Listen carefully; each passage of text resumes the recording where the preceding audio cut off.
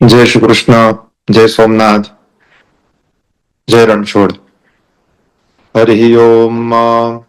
प्रातद विष्णुस्तवते वीर्चेणमृगो न भीमः कुचारो गिरिष्ठाः तस्योरुहुत्रिको विक्रमाणि ख्वदीक्षयन्ति भुवनानि विशवा विष्णोरराटमसुष्णोः स्तप्त्रे स्तोपिष्णोः स्यूरसुष्णोर्ध्रुवोऽसि वैष्णवमसि विष्णवे त्वा तत्नो देवानां प्रत्येति सोमनामादित्यासो भवतामृडयन्तः आवोर्भाची सोमतिर्ववृत्यादक्को होश्चिद्यावरिवो वित्तरा सदादित्येभ्यस्त्वा अपेतभि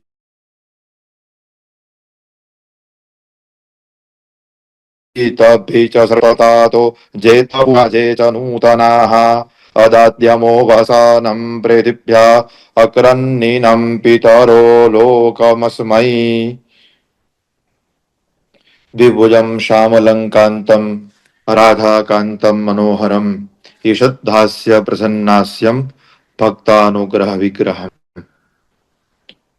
પુરાણ પ્રજ્ઞા પ્રતિષ્ઠાપન અને સંસ્કૃતિ સંસ્થાન દ્વારા આયોજિત આ વ્યાખ્યાનમાલા બ્રહ્મ વૈવર્ત પુરાણ કૃષ્ણ જન્મખંડ 101 અધ્યાયથી લઈને 110 અધ્યાય સુધી 571 શ્લોકમાં આજે ભગવાનની કૃપાથી પૂર્ણિમાનો દિવસ છે અને પુરાણ પુરુષોત્તમ પરમાત્માના પિતાંબરધારી ભગવાન દ્વારકાધીશના ગુણાનુવાદ ગાવાનો અવસર મળ્યો છે અને એમાં પણ દાણુથી આ આખી શાસ્ત્ર સેવાનો ક્રમ ચાલે છે, કારણ કે આ દાણું જ મારા જીવનનું સાચું સંભારણું છે, કારણ કે દાણું જગતને પીરસે છે જ્ઞાનનું ભાણું. એવું આ સરસ મજાનું આયોજન છે. બધા જ ગુરુજનોને પ્રણામ કરું છું, જેમને અત્યાર સુધી આ વ્યાખ્યાન માળામાં પ્રવચનો ગુરુજી દ્વારા વિદ્વાનો દ્વારા સંપન્ન થયા છે, એમને સૌને પ્રણામ. અને આવનારા સમયમાં પણ જેમના પ્રવચનો થવાના છે એમને પણ પ્રણામ કરું છું. અને જે શ્રોતાના રૂપમાં બિરાજમાન છે બધાને ગુરુજનોને પૂજ્ય ડોક્ટર પંકજભાઈ રાવલ ગુરુજી પણ ઉપસ્થિત છે, એમને પ્રણામ કરું છું. જે મહાપુરુષો ઉપસ્થિત છે એ સૌને પ્રણામ કરું છું. 3 મંત્રથી આરંભ કર્યો, કારણ કે પરમાત્માના મારા ઉપર એવો અનુગ્રહ છે. આમ તો આ વ્યાખ્યાનમાલા એનો અનુક્રમ પણ છે 10 અધ્યાયનો, અને આ મસ્તક ઉપર મારા નાથનો અનુગ્રહ પણ છે. એ અનુક્રમ અને અનુગ્રહને લઈને આજે હું કંઈક બોલવાનો પ્રયત્ન કરીશ. 3 મંત્રોથી પરમાત્માનું મંગલાચરણ કર્યું. જે ચ પુરાણા જે ચ નૂતનાહ, પુરાણ શબ્દ વેદમાં ક્યાં પ્રસિદ્ધ છે અને ક્યાં પ્રયોગ કરવામાં આવ્યો તો શુક્લ યજુર્વેદના 12મા અધ્યાયનો 45મો મંત્ર, ત્યાં પુરાણ શબ્દનો પ્રયોગ કરવામાં આવ્યો. તો મને એમ થયું કે આ 12મું પુરાણ છે, તો 12મા અધ્યાયનો આ મંત્ર એ પુરાણ પુરુષોત્તમના જ્ઞાન એમને પ્રણામ કરવા માટે આ હું ભગવાનના સમક્ષ વાત પેલી રાખું. અને ભગવાનની કેવી કરુણા, ભગવાનની કેવી કૃપા, શું બોલવું શું ન બોલવું એમ થાય. કારણ કે આ 10 અધ્યાય એ પરમાત્માના જીવનની મહત્વની જે લીલાઓ જે છે, કારણ કે યજ્ઞોપવિત સંસ્કારથી લઈ વેદારંભ, દ્વારકા નગરી નિર્માણ, નગર પ્રવેશથી લઈ પરમાત્માના વિવાહ સંસ્કાર, એ બધી જ કથાઓ આ 10 અધ્યાયમાં સમાહિત છે.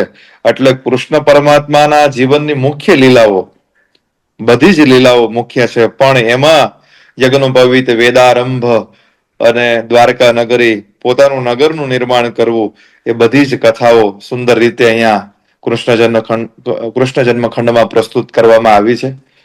અને મેં ગુજરાતી ભાષા એટલા માટે પ્રસ્તુત કરી કારણ કે પરમાત્મા ગુજરાતી બનવાના છે આ અધ્યાયમાં. એટલા માટે 100 વર્ષ પરમાત્મા દ્વારકામાં રહ્યા, એટલા માટે મને પણ એમ થયું કે હું ગુજરાતીમાં જ બોલું અને હું ગુજરાતી ભાષામાં જ હું ખુલું અને ખીલું. એટલા માટે બીજી ભાષા તો જેટલી બધી પેલી નથી, પણ હું ગુજરાતીમાં બોલું તો મારા નાથને વધારે ગમશે, ગોવિંદને. એટલા માટે તમે મને પહેલાથી જ અનુમતિ આપી દીધી. શિવાંગભાઈ, એનો મને રાજીપો છે. તો પ્રથમ અધ્યાયમાં બલરામ કૃષ્ણજીના યજ્ઞોપવિત સંસ્કારનું વર્ણન છે. બીજા અધ્યાયમાં શાંતિપની ઋષિના આશ્રમમાં પરમાત્મા અભ્યાસ માટે જાય અને ગુરુ દક્ષિણા અર્પણ કરે છે. ત્રીજા અધ્યાયમાં દ્વારકા નગરી નિર્માણ અને વિશ્વકર્માજીને આદેશ આપવામાં આવે છે. શુભાશુભ નિર્માણનો ઉપદેશ આપવામાં આવે છે. ચોથા અધ્યાયમાં દેવતાઓ ભગવાનની પાસે આવે, કૃષ્ણ પરમાત્મા દ્વારકા નગરમાં પ્રવેશ કરે છે. પાંચમા અધ્યાયમાં રૂકમિણી વિવાહ પ્રસંગમાં શતાનંદજી દ્વારા ભીષ્મકજીને કહેવામાં આવેલી વાતથી રૂકમીનું રૂષ્ટ થવું. છઠ્ઠા અધ્યાયમાં રેવતી બલરામજીના વિવાહનું વર્ણન છે. સાતમા અધ્યાયમાં રૂકમિણી વિવાહ માટે ભગવાનનું આગમન, ભીષ્મકજી દ્વારા સ્તોત્રથી સ્ત્રોત્રની આરાધના. આઠમા અધ્યાયમાં રાજા ભીષ્મક દ્વારા રૂકમિણીજી ભગવાનને અર્પણ કરવામાં આવે છે. નવમા અધ્યાયમાં જાન સાથે વર વધુ દ્વારકા નગરમાં પ્રવેશ કરે છે. અને દસમા અધ્યાયમાં નંદ યશોદાજી કદલી વનમાં જઈ રાધાજી યશોદાજીનો વાર્તાલાપનો આરંભ થાય છે અને એ સૌ ત્યાં મળે છે. આ 10 અધ્યાય સુંદર અહીંયા વર્ણન કરવામાં આવ્યું છે. 571 શ્લોકમાં બધા જ શ્લોકો અનુષ્ટુપ છે અને નારાયણ અને નારદજીનો સંવાદ છે. નારાયણ કહે છે કે હે નારદજી, દેવતાઓ અને મુનિગણ એ બધાએ મનોમન જ્યારે સ્તુતિ પૂર્ણ કરી અને ત્યારે એ સ્તુતિ જ્યારે પૂર્ણ થઈ ત્યારે પરમાત્મા એ આંગણામાં પિતાંબરધારી પરમાત્મા કૃષ્ણ પ્રગટ થયા છે અને સૌ લોકોને કૃષ્ણ પરમાત્માના દર્શન થયા છે. પરમાત્મા પિતાંબરધારી છે. પરમાત્માનું એ સુંદર સ્વરૂપ પીત વસ્ત્ર શ્વેતમાલાથી પરમાત્મા વિભૂષિત હતા. કસ્તુરયુક્ત પરમાત્માએ શ્વેત ચંદનથી તિલક કર્યા હતા. પરમાત્માનું બધું જ મધુર હતું. મધુરાધિપતે અખિલમ મધુરમ, મનોહર શાંત મૂર્તિ, શ્યામલ રાધાકાંત મુખમંડલ, મંદ મુસ્કાન, અને એનાથી અત્યંત પરમાત્મા શોભિત થઈ રહ્યા હતા. માત્ર ને માત્ર ભક્તાનુગ્રહ વિગ્રહમ, આ પરમાત્માએ આ સ્વરૂપ શા માટે પ્રગટ કર્યું હતું? તો ભક્તોના ઉપર કૃપા કરવા માટે, ભક્તોને પ્રસન્ન કરવા માટે. અને પીતાંબર, આ 10 અધ્યાયમાં 3 સ્તુતિ છે. અહીંયા નારદજી, નારાયણજી જ્યારે દેવતાઓએ સ્તુતિ કરી ત્યારે પરમાત્મા પ્રગટ થયા, ત્યારે પણ પરમાત્માએ પીતાંબર ધારણ કર્યું હતું. આગળ શાંતિપની ઋષિ જ્યારે પરમાત્માના દર્શન કરશે, પરમાત્માની સ્તુતિ કરશે, ત્યારે પણ પરમાત્મા પીતાંબરધારી છે. અને જ્યારે ભીષ્મક રાજા પરમાત્માની સ્તુતિ કરશે ત્યારે પણ પરમાત્મા પીતાંબરધારી છે. જ્યારે જ્યારે બધા જ ભાગવતજીમાં પણ જ્યારે જ્યારે ધ્યાન કરવામાં આવે છે કે કોઈ પરમાત્માને દર્શન પ્રાપ્ત થાય છે, ત્યારે ત્યારે હંમેશા ત્યાં પીતાંબર ધારી પરમાત્માના દર્શન થાય છે. શા માટે? તો એક અલગ વિષય છે કે પીતાંબર પરમાત્માને એટલું બધું પ્રિય, અને પીતાંબર જ કેમ એ સ્વરૂપમાં જ કેમ દર્શન થાય છે? કારણ કે ત્યાં જ્યારે પંચભક્ત પૂજા કરતા હોય ભગવાન શિવની, અને ત્યારે તત્પુરુષ પરમાત્માની પૂજા કરતા હોય ત્યારે વાયુ સ્વરૂપ, વાયુ તત્વ એટલે પીતાંબર, ત્યાં જે પીત વસ્ત્ર, જ્યારે પીત સ્વરૂપ હોય છે ત્યારે પરમાત્માનું, એટલે ત્યાં એમ કહેવાય છે કે વાયુ સ્વરૂપની અમે પૂજા કરીએ છીએ. એટલા માટે વાયુ તત્વની જ્યારે વિશેષતા વધી જાય શરીરમાં, અને ત્યારે ત્યારે એ ભાવ પ્રગટ થાય. એ વિષય તો બહુ લાંબો છે, પણ પુનઃ ક્યાંક એવી ચર્ચા કરીશું. એટલા માટે ત્યારે જ્યારે જ્યારે ધ્યાન કરવાની આવે, પીતાંબરમ સાંદ્રપયોદ સૌભગમ એમ કરીને ત્યાં ભાગવતજીમાં પણ જ્યારે જ્યારે પ્રગટ થાય કે દર્શન આપે ત્યારે પરમાત્મા હંમેશા પીતાંબર ધારણ કર્યું છે. એટલે અહીંયા પણ જ્યારે 3 સ્તુતિમાં આ બધાએ આ દર્શન કર્યા છે ત્યારે હંમેશા પરમાત્માએ પીતાંબર ધારણ કર્યું છે. તો એવા પીતાંબરધારી પરમાત્મા જ્યારે પ્રગટ થયા ત્યારે સૌ લોકો અત્યંત આનંદિત થઈને પરમાત્માના દર્શન કરે છે. અને ત્યારે એ સમયે બધા દેવતાઓ પ્રસન્ન થયા અને પરમાત્મા પોતાના અગ્રજ ભ્રાતા બલદેવજી સાથે પિતાના ગોદમાં બિરાજમાન થાય છે. અને પરમાત્માના યજ્ઞોપવિત સંસ્કારની વિધિ અને એનો ક્રમ આરંભ થાય છે. અને ત્યારે વસુદેવજી પરમાત્માના બંને બાળકોના આ બધા ગ્રહો શાંત થાય, શાંત ગ્રહો છે એ બધા કૃપા દ્રષ્ટિ રાખે એટલે બ્રાહ્મણોને બોલાવી અને વિધિપૂર્વક સ્વસ્તિ વાચન કરે છે અને શુભ કર્મોનો આરંભ કરે છે. એટલા માટે અહીંયા કહેવામાં આવ્યું કે પરમાત્માના યજ્ઞોપવિત સંસ્કારનો આરંભ થાય છે, અને એ પણ ગ્રહ શાંતિ દ્વારા. કારણ કે આપણે ત્યાં બૃહદ પારાશર હોરા શાસ્ત્રમાં કહ્યું છે જગત્યામ સર્વજંતુનામ તદધીનમ સુખા સુખમ તસ્માત સુશાંતિકામો વા શ્રીકામો વા સુચેતસા વૃષ્ટાયુ પુષ્ટિકામો વા તેષામ યત્નમ સમાચરેત. એટલે કે કોઈ પણ માણસ આ જંતુ આ જગતમાં રહેલા જીવ માત્ર એ સુખ અને સૌભાગ્ય પ્રાપ્ત કરવું હોય તો એમને અવશ્ય ગ્રહ શાંતિ કરવી જ. એમને લક્ષ્મીજીની કામના હોય, શ્રીની કામના હોય, શાંતિની કામના હોય, તો પુષ્ટિની કામના હોય તો એમને અવશ્ય ગ્રહ શાંતિ કરવી જ. એ જે બૃહદ પારાશર હોરા શાસ્ત્રમાં જે વાત કરી એ વાતને પ્રમાણ આપવા માટે અહીંયા વસુદેવજી પણ ગ્રહ શાંતિ વિધિ સંપન્ન કરી રહ્યા છે. અને ગ્રહ શાંતિ વિધિ અહીંયા તો લોક શિક્ષાર્થમ છે, પરમાત્માને કઈ કરવાની જરૂર નથી, પણ આપણને બધા આ સંસ્કારો શા માટે આવશ્યક છે એ બતાવવા માટે અહીંયા સ્વસ્તિ વાચન પૂર્વક બ્રાહ્મણોને બોલાવ્યા છે. બધા બ્રાહ્મણો આવ્યા, સાદર એ બધાને સુવર્ણ મુદ્રા અર્પણ કરવામાં આવે છે.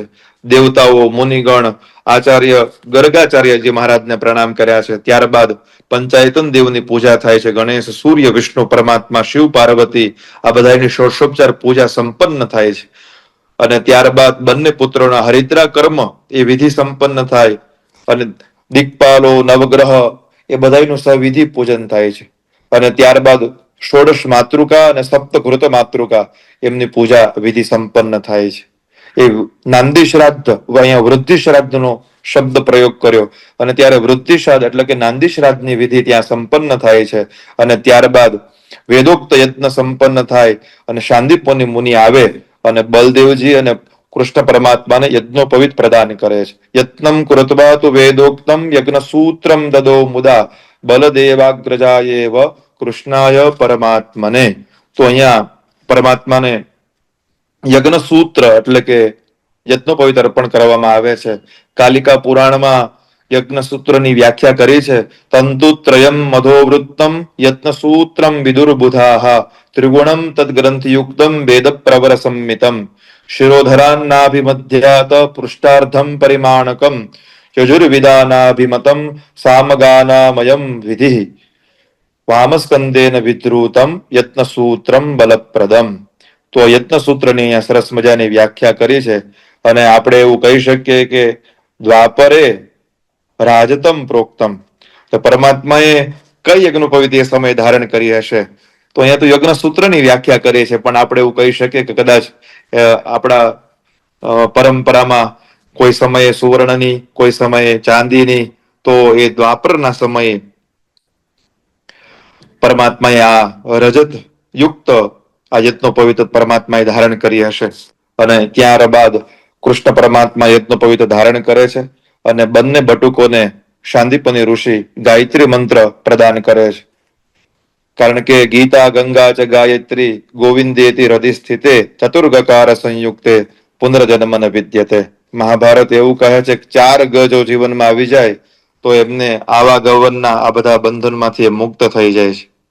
એટલા માટે અહીંયા ગાયત્રી મંત્રની દીક્ષા અર્પણ કરવામાં આવી છે.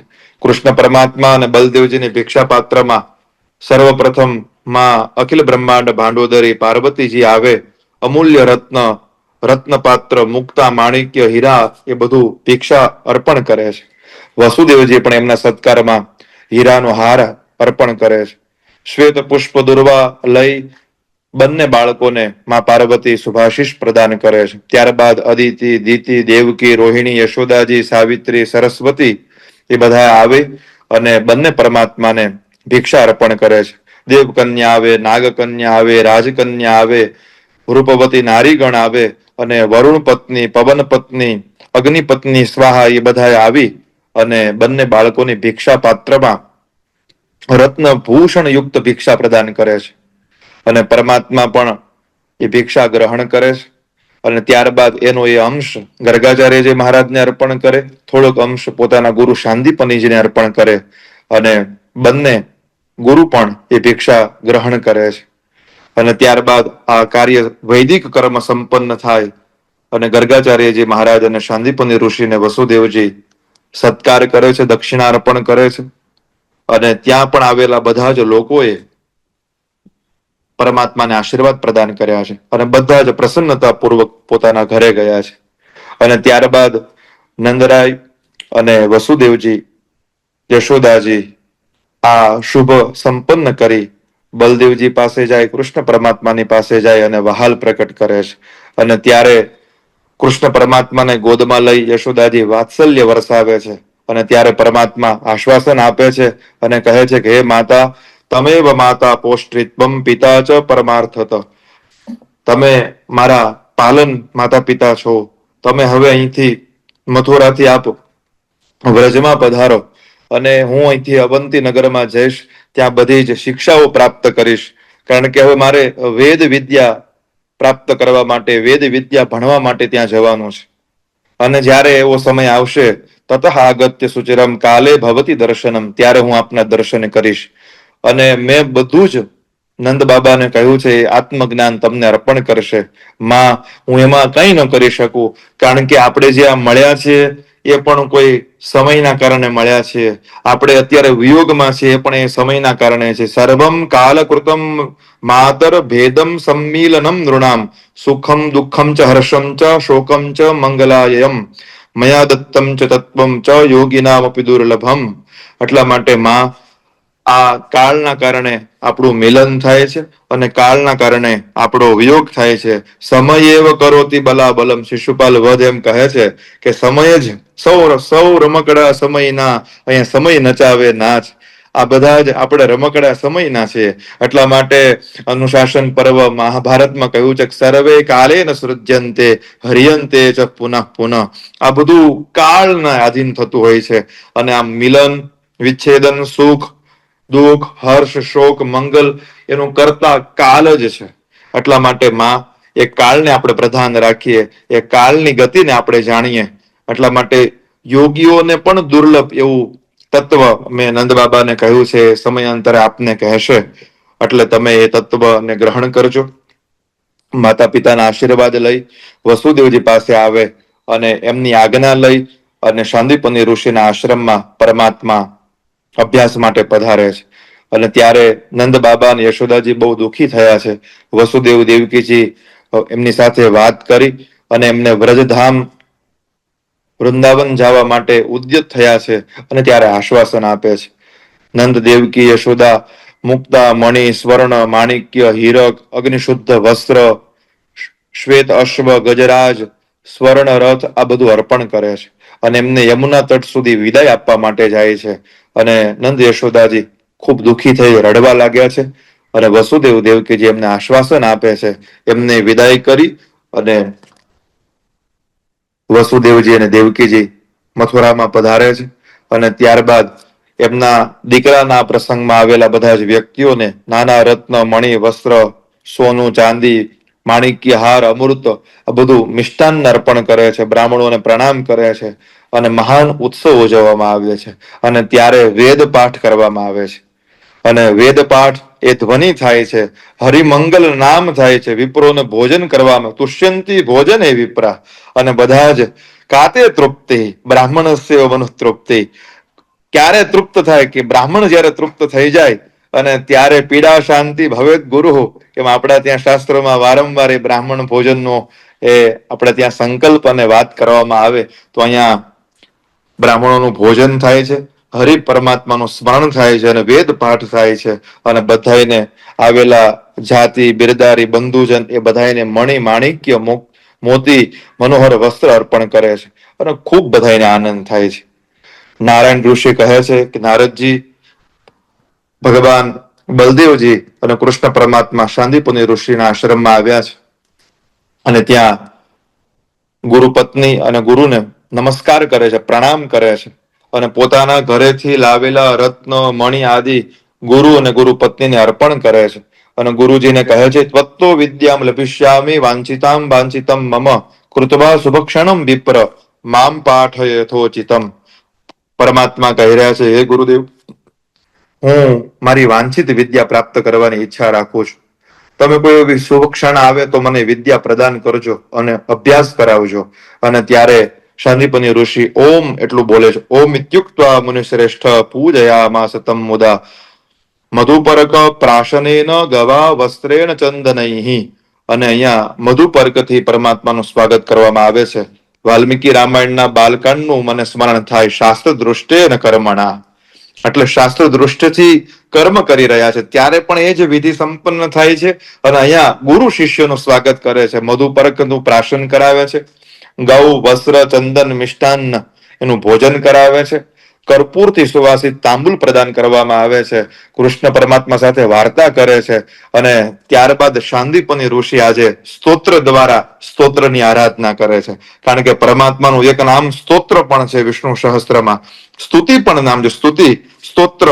તો એ સ્તોત્ર દ્વારા સ્તોત્રની આરાધના કરે છે. અને શાંતિપની કહે છે, પરમ બ્રહ્મ પરમ ધામ પરમીશ પરાત્પર સ્વેચ્છામયમ સ્વયં જ્યોતિ નિર્લિપ્તિક્તો નિરંકુશ ભક્તૈકનાષ્ટ ભક્તેષ્ટ ભક્તાનુગ્રહ વિગ્રહ ભક્તવાંછા કલ્પતરો ભક્તાનામ પ્રાણવલ્લભ. શાંતિપની ઋષિ કહે છે કે આપ પરબ્રહ્મ છો, પરમ ધામ છો, પરમેશ્વર છો, એકમાત્ર ભક્તોના આપ સ્વામી છો, ભક્તોના આપ ઈષ્ટ છો. ભક્તો ઉપર અનુગ્રહ કરવા માટે આપે આ દેહ ધારણ કર્યો છે. અને આપના માયાથી જ તમે આ બાલ રૂપ ધારણ કરીને મારી પાસે તમે આવ્યા છો. તમે પૃથ્વીના ભૂપાલ બન્યા છો. ભક્ત વાંછા કલ્પતરો ભક્તાનામ પ્રાણવલ્લભ. આપણે જ્યારે કોઈ મોટા મહાપુરુષો પોતાનું પ્રવચનનો આરંભ કરતા હોય ત્યારે ભક્ત વાંછા કલ્પતરો એ શબ્દનો ત્યાં પ્રયોગ કરતા હોય. હિન્દુ હૃદય સમ્રાટ ધર્મ સમ્રાટ કરપાત્રજી મહારાજ જ્યારે પોતાનું પ્રવચન જ્યારે જ્યારે પ્રસ્તુત કરતા હતા અને ત્યારે ભક્ત વાંછા કલ્પતરો એ વારંવાર એમના પ્રવચનોમાં બોલતા. એ તો ભક્ત વાંછા કલ્પતરો એ શબ્દ કદાચ આપણે એવું કહી શકીએ કે બ્રહ્મ વૈવર્ત પુરાણ અનેક પુરાણોમાં આ વાત કહી જ હશે, પણ અહીંથી કદાચ એ ભાવ એમને પ્રગટ થયો હશે ને પ્રાપ્ત થયો હશે. અને અહીંયા પણ પીતાંબર ધરમ દેવમ વનમાલા વિભૂષિતમ. અને શાંતિપની ઋષિને પણ પરમાત્મા પીતાંબર રૂપ ધારણ કર્યા છે એવા સ્વરૂપના દર્શન થાય છે. હાથમાં પરમાત્માએ મુરલી ધારણ કરી છે, ભક્ત વત્સલ પીતાંબરધારી. કારણ કે ભગવાનો ભક્ત વત્સલ, ભક્ત વત્સલ પરમાત્મા વિષ્ણુ સહસ્ત્રમાં પરમાત્માનું એ નામ છે. અને ભક્ત વત્સલ એ પરમાત્મા વનમાલા વિભૂષિત થઈ. અને ત્યારે વરમ વરેણ્યમ વરદમ વરદાનામ અપિપસિતમ ચતુર્ણામ અપી વેદાનામ કારણાનામ ચ કારણમ. તમે ચાર વેદોના પણ કારણના કારણ છો. અને તમે ખાલી આત્માના રમમાર માટે લોક શિક્ષાર્થ રમણમ ગમનમ રણમ, તમે લોકના શિક્ષા આપવા માટે તમે અહીંયા અભ્યાસ માટે અહીંયા પધાર્યા છો. બાકી આપે અહીંયા આવવાની કોઈ જરૂર નથી. અને ત્યારે ગુરુપત્ની પણ કહે છે, અદ્ય મે સફલમ જન્મ સફલમ જીવનમ મમ પાતિવ્રત્યમ ચ સફલમ સફલમ ચ તપોવનમ. ગુરુપત્ની કહી રહ્યા છે કે આજે આ મારું જન્મ જીવન બધું સફળ થઈ ગયું છે.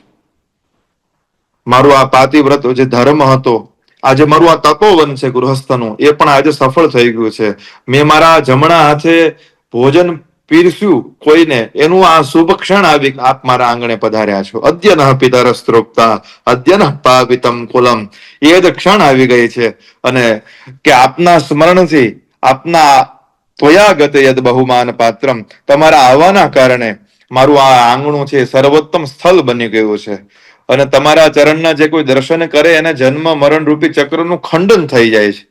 જ્યાં સુધી તમારા ચરણ એમને મળતા નથી તાવત દુઃખમ શોકશ્ચ તાવત ભોગશ્ચ રોગક, ત્યાં સુધી એને દુઃખ હોય છે, ત્યાં સુધી એને બધા રોગ હોય છે. પણ જ્યારે તમારા દર્શન કરી લે ને પછી એને કોઈ જગ્યાએ ક્યાંય દુઃખ સુખ એમને ક્યાંય આવતું જ નથી. માત્ર ને માત્ર એમને આનંદની પ્રાપ્તિ થાય છે. અને આ સ્તોત્ર દ્વારા સ્તોત્રની આરાધના કરી તંત્ર શાસ્ત્રોક્ત શ્લોકનું સ્મરણ થાય. નમસ્કાર તથા શિષ્ટ સિદ્ધાંતોક્તિ પરાક્રમ વિભૂતિ પ્રાર્થના ચેતી ષડવિધમ સ્તોત્ર લક્ષણમ. ષડૈશ્વર્ય સંપન્ન પરમાત્મા છે. એટલે આ છ વસ્તુથી આ મહાપુરુષો ગુરુદેવ એમની સ્તુતિ કરે છે, એમને પ્રસન્ન કરે છે. અને કૃપામ ગુરુ કૃપાનાથ, હે કૃપાનાથ મારા ઉપર તમે કૃપા કરો. અને ત્યારે આવો વાત્સલ્ય ભાવ પ્રકટ કર્યો, માતૃભાવ પ્રકટ કર્યો. અને શ્રી હરિને શાંતિપની ઋષિના પત્ની ગોદમાં લઈ અને પયપાન કરાવે છે. અને કૃષ્ણ પરમાત્માને પયપાન કરાવે. અને ત્યારે પરમાત્મા કહે છે કે હે માં, હું તો એક દૂધ પીનારો બાળક છું, પછી તમારે મારી કેમ સ્તુતિ કરવી જોઈએ? તમે જે હમણાં બધું વર્ણન કર્યું તો એ પાતાલ મેતસ્ય પાદમૂલમ પઠંતી પાર્શની પ્રપદે રસાતલમ, જે આપણે ભાગવતજીના બીજા સ્કંદમાં જોઈએ છે એ જ ભાવ અહીંયા તમે બધું જ વિરાટ મારું બતાવ્યું, પછી તમે મને પયપાન કરાવવા લાગ્યા. તો પયપાન કરનારા બાળકની એટલી સ્તુતિ યોગ્ય નથી. અને પરમાત્મા કહે છે કે ગુરુદેવ, હે ગુરુ માતા, તમે હવે આ જે કલેવર છે, આ તનુ છે, એને ત્યાગ કરી અને તમે ગોલોકમાં ધાવ, ગોલોકમાં નિર્મળ દેહ ધારણ કરો. અને ત્યારે પરમાત્મા ગુરુદેવ અને ગુરુ માતા ઉપર ખૂબ પ્રસન્ન થાય છે અને એમને આ પુનરપી જનનમ, એના જે આ આવવાના આવાગમનના જે બંધનમાંથી એમને મુક્તિ આપી દે છે. આ તો મોક્ષ પ્રદાન કરે છે. અને પરમાત્મા એક જ મહિનામાં શાંતિપની ઋષિના આશ્રમમાં 4 વેદોનો અભ્યાસ સંપન્ન કરે છે. ઇત્યુક્ત્વા ચતુરો વેદાન પઠિત્વા મુનિપુંગવાત માસે ન પરયા ભક્ત્યા દત્વા પુત્રમ મૃતમ પુરા. અને ત્યારે અંતમાં પૂર્વ મૃત ગુરુપુત્ર એને લઈ આવ્યા, ગુરુજીને ગુરુ દક્ષિણામાં અર્પણ કરે છે. 3 લાખ રત્નો, 4 લાખ મણી, 4 લાખ હાર, 5 લાખની મુદ્રાઓ, 2 લાખનું માણિક્ય, ત્રૈલોક્ય દુર્લભ વસ્ત્ર અર્પણ કરે છે. અને માં ભગવતી અખિલ બ્રહ્માંડ ભાંડોદરી દુર્ગા દેવી આપેલો એ હાર અર્પણ કરે છે. હાથોની મુદ્રિકાઓ અર્પણ કરે છે. 10 કોટી સવર્ણ મુદ્રા દક્ષિણા રૂપમાં અર્પણ કરે છે. અને ગુરુ પત્નીને અમૂલ્ય રત્ન બધું અર્પણ કરે છે. અગ્નિશુદ્ધ ઉત્તમ વસ્ત્ર એમને અર્પણ કરે છે. અને ત્યારબાદ બંને ગુરુજી અને ગુરુ પત્ની પરમાત્માને પ્રણામ કરે છે. પરસ્પરમ બંને ભાઈઓ પણ પ્રણામ કરે છે. અને ત્યારબાદ શાંતિપની ઋષિ આ બધી જ સામગ્રી, જે બધી વસ્તુ, જે દક્ષિણા હતી, એમના દીકરાને અર્પણ કરે છે. અને ત્યારબાદ પોતે સ્વયં સપત્નીક પરમાત્મા દ્વારા આપેલો એ રથ લઈ, રથ ઉપર આરૂઢ થઈ અને સર્વોત્તમ ગોલોક ધામમાં જાય છે. અને આ અદ્ભુત દ્રશ્ય જોઈ અને શ્રી હરિ ખૂબ પ્રસન્ન થયા છે. પોતાના ગુરુજીને પરમ પદ પ્રાપ્ત કરાવી દીધું. ગુરુજી પોતાના શિષ્યોને પરમ પદ પ્રાપ્ત કરાવી દે, પણ આ સનાતનની પરંપરા તો તમે જોવો કે ગુરુજી પરમાત્મા, જેમને ભણવાની કોઈ આવશ્યકતા જ નથી, જેના શ્વાસમાંથી વેદ પ્રગટ થયા છે, એ પરમાત્મા 4 વેદ 1 મહિનામાં સંપન્ન કરે તો પરમાત્માની કેટલી મેધાવી શક્તિ હશે. 64 વિદ્યાની આપણે ત્યાં શિવતંત્રમાં કહી છે કે પરમાત્મા 64 વિદ્યાઓ પ્રાપ્ત કરી. એના પણ આપણે નામાવલી અને નામનો ઉલ્લેખ શાસ્ત્રમાં જોવા મળે છે, પણ સમયની એક મર્યાદા છે એટલા માટે. અને જ્યારે શાંતિપની ઋષિ અને ગુરુ પત્ની જ્યારે ગોલોક ધામમાં ગયા, આ દૃશ્યનો જોઈને પરમાત્મા ખૂબ પ્રસન્ન થયા. શ્રી કૃષ્ણે નિશ્ચલામ ભક્તિમ લભતે નાત્ર સંશય અસ્પષ્ટ કીર્તિ સુયશા મૂર્ખો ભવતી પંડિત. કોઈ પણ વ્યક્તિ શાંતિપની ઋષિએ કરેલી આ સ્તોત્રથી પાઠ કરે, કોઈ એમની આરાધના કરે, કોઈ પરમાત્માને સ્તોત્ર સંભળાવે તો મૂર્ખો ભવતી પંડિત, એ વિદ્વાન બની જાય છે. અસ્પષ્ટ કીર્તિ સુયશ, એને યશની પ્રાપ્તિ થાય છે. ઇહલોકે સુખમ પ્રાપ્ય, અને આ લોકમાં એમને સુખની પ્રાપ્તિ થાય અને શ્રી હરિના પદની પ્રાપ્તિ થાય છે. અને એમના હરિના એ દાસ બને છે, એમાં કોઈ સંશય અને શંકા નથી. પરમાત્મા શાંતિપની ઋષિના આશ્રમમાં ઉજ્જૈનમાં અભ્યાસ સંપન્ન કરી મથુરા નગરીમાં પધાર્યા. માતા પિતાને પ્રણામ કર્યા છે અને વટ વૃક્ષ નીચે પરમાત્મા બિરાજમાન થયા છે. વટ વૃક્ષ નીચે બિરાજમાન થઈ પરમાત્માએ સ્મરણ કર્યું છે. કારણ કે પરમાત્મા અત્યાર સુધી ગોપ વેશ ધારણ કરીને બિરાજમાન હતા. એ ગોપ વેશને ત્યાગ કરી અને રાજાના એ નૃપ વેશને ધારણ કરે છે.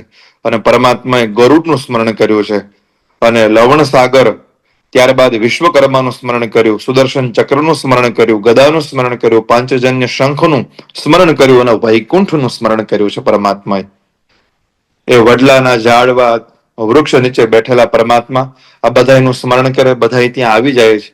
એટલા માટે અહીંયા 4 પુરુષાર્થનું સ્મરણ કરે છે. કારણ કે દ્વારકા નગરીનું નિર્માણ કરવું છે. વિદ્યા અભ્યાસ તો પરમાત્માએ પ્રાપ્ત કરી લીધો, પણ 4 પુરુષાર્થ એ પ્રગટ કર્યા. કારણ કે શંખ છે એ ધર્મનું પ્રતીક છે, ગદા છે એ અર્થનું પ્રતીક છે, ચક્ર છે એ કામનું પ્રતીક છે, મનશ્ચક્રે, વૈકુંઠ છે એ મોક્ષનું પ્રતીક છે. કારણ કે ધર્મનો સંબંધ બુદ્ધિથી છે, એટલે એમનું આસન શંખ છે. અર્થનો સંબંધ શરીરથી છે એટલા માટે એમનું આસન ગદા છે. કામનો સંબંધ મનથી છે એટલા માટે એનું આસન ચક્ર છે. અને મોક્ષનો સંબંધ આત્મ તત્વથી છે એટલે એમનું આસન વૈકુંઠ વૈકુંઠ ફલદાયકમ. એટલા માટે અહીંયા એ બધાનું સ્મરણ કર્યું. ગોપ વેશને પરમાત્માએ ત્યાગ કરી રાજ વેશને ધારણ કર્યા અને ત્યારબાદ પરમાત્મા કોટી સૂર્ય સમાન પરમાત્માનું તેજ ત્યાં વિલસિત થઈ રહ્યું હતું. બધાએ આવીને પરમાત્માને પ્રણામ કર્યા, પરમાત્માની પ્રાર્થના કરી અને પરમાત્મા કહેવા લાગ્યા, હે સમુદ્ર મહાભાગ સ્થલમ ચ શતયોજનમ દેહી મે નગરાર્થમ ચ પશ્ચાત દાસ્યામિ નિશ્ચિતમ. પરમાત્માનો આખો ભાવ અને એમનું કહેવાય ને કે કેટલું વિઝન ક્લિયર હશે. એમને સમુદ્ર પાસે એમ કહ્યું કે તમે 100 યોજન મને જગ્યા આપો અને એ પછી હું તમને પાછી આપી દઈશ. એટલા માટે હજે દ્વારકા નગરીનું નિર્માણ કરે એ પહેલા જ પરમાત્માએ નિશ્ચિત કરી લીધું હતું કે આને મારે સમુદ્રમાં જ વિલીન કરી દેવાના છે. પરમાત્મા પાસે કેટલી એવી ગહન દ્રષ્ટિ હશે. આપણે ત્યાં દ્વારકા આ નગરનું નિર્માણ માટે અલગ અલગ ગર્ગ સંહિતામાં, સ્કંદ પુરાણમાં, ભાગવતજીમાં અલગ અલગ બધી કથાઓ આપણે ત્યાં બતાવવામાં આવી છે. કારણ કે આનર્ત નામના રાજા એ ત્યારે તપ કરતા હતા. ગર્ગ સંહિતામાં આપણે કથા જોઈએ છે. અને ત્યારે વૈકુંઠનો એક ટુકડો અહીંયા લઈ આવ્યા અને એમાં દ્વારકા નગરનું નિર્માણ કર્યું. એ પણ કથા છે. વિશ્વકર્માજી ત્યાં જળમાં મધ્યમાં પણ આ બધી જ લીલા બ્રહ્મવૈવર્ત પુરાણમાં પણ વિશેષ ભાવ પ્રકટ કર્યો છે. કારણ કે આપણા પૃથ્વી ઉપરના 8 વૈકુંઠ જે છે એમાંનું એક વૈકુંઠ એટલે કે દ્વારકા.